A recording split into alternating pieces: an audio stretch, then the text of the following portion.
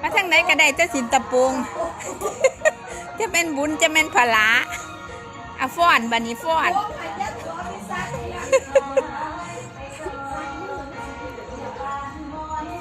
ฟ้อนบันนี้ใส่แล้วล่ะเงาคุณบุญหลายสายเงาไปทางไหนก็ได้จะสินตะปูงอุ้ยจะเป็นเงา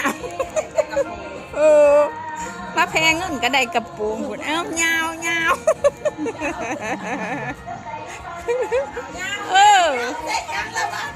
อันเดียวว่าล่ำเดี๋ยวที่ใช้ดนตรีให้ดอกเยอะน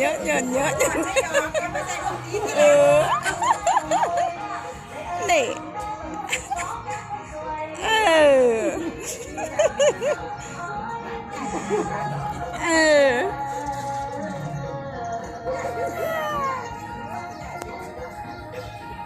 เอาบันนี้ที่เอา